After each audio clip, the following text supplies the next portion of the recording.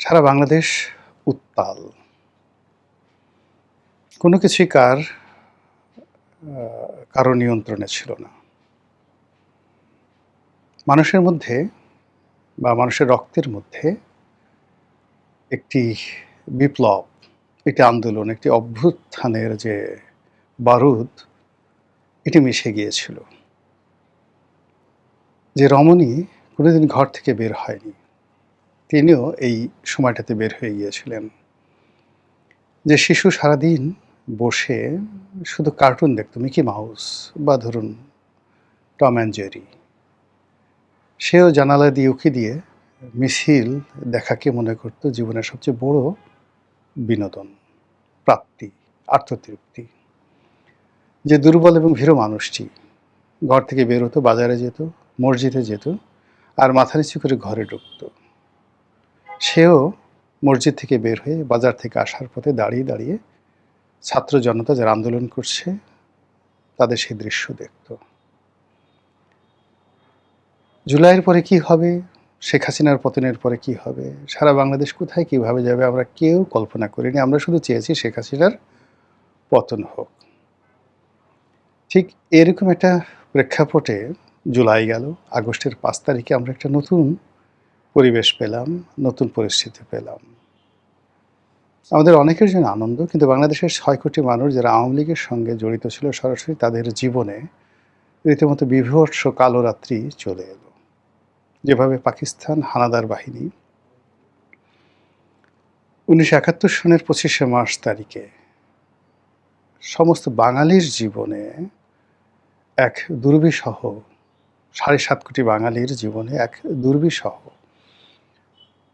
দুঃস্বপ্ন তৈরি করে ফেলেছিল। ঠিক একইভাবে জুলাই আন্দোলন পজিটিভ অর্থে সারা বাংলাদেশের মানুষকে যেভাবে মুক্তির স্বাদ দিয়েছে, একইভাবে আওয়ামী লীগ, যুবলীগ, ছাত্রলীগ থেকে শুরু করে আওয়ামী লীগের যে পরিজন যারা আছেন, যাদের সংখ্যা প্রায় 6 কোটি, তাদের জীবনে রোজ কেয়ামত নেমে এসেছিল। ফলে কি হলো, যেটিকে তারা 36শে জুলাই বলে, মানে 36শে জুলাই মানে আগস্ট মাসের 5 তারিখে যেদিন শেখ হাসিনা গেলেন,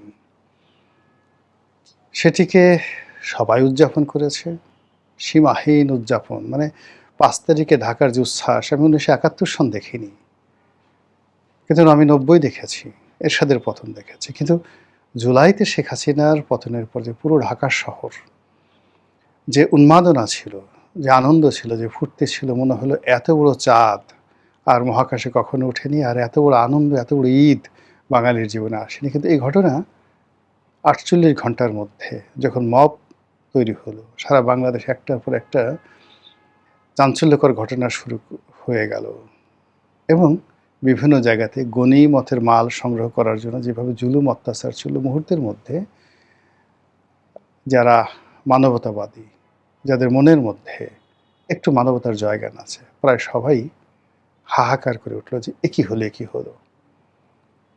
তারপর ধীরে ধীরে শুরু হলো মব, গালাগালি, টিনের ছেলে কাউয়া, অমুক আমার, 1 2 3 4।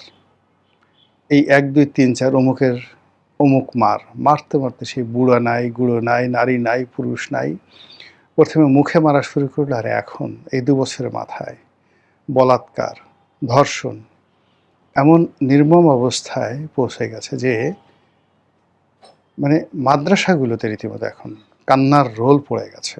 সেটা নারীদের মাদ্রাসা হোক কিংবা পুরুষদের বা ছেলেদের মাদ্রাসা হোক।